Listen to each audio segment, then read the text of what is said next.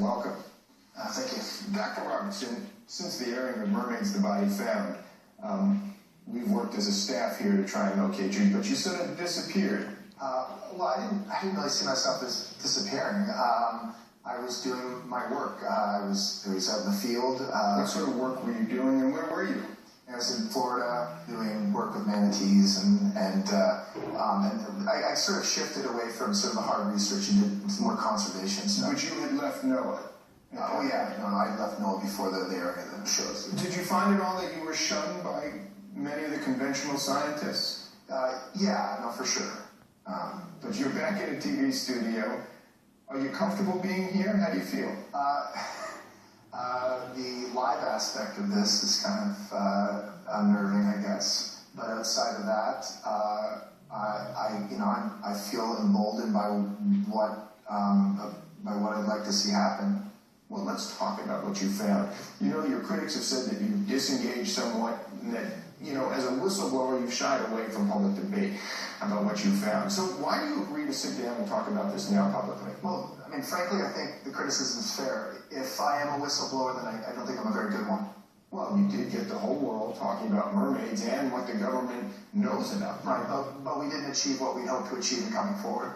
Our goal in exposing the Navy's activities was to stop their sonar testing, and that didn't happen. The sonar testing is still proceeding. You say the Navy is looking to expand the sonar program. How? Yeah, the current naval plan, which begins next year, will affect 33 million marine mammals over the next 5 years. And that's the Navy's own estimates. And the mermaids? Look, all 6 scientists who analyzed the remains, myself included, all of us, believe that this was a new species that had been impacted.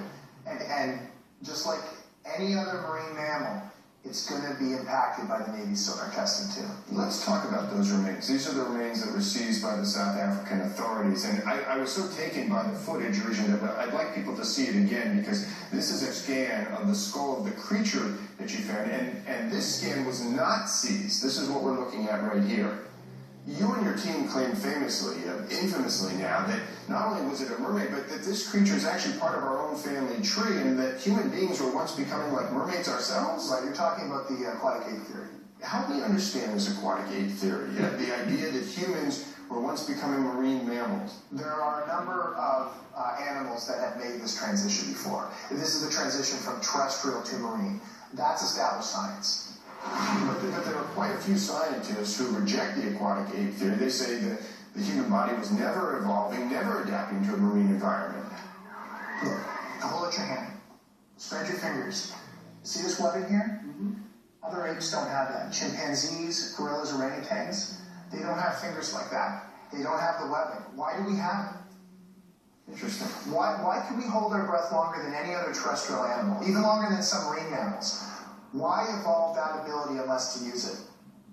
Even the fact that we walk upright, how did that start? There are some scientists who believe that it may have been from wading in water looking for food.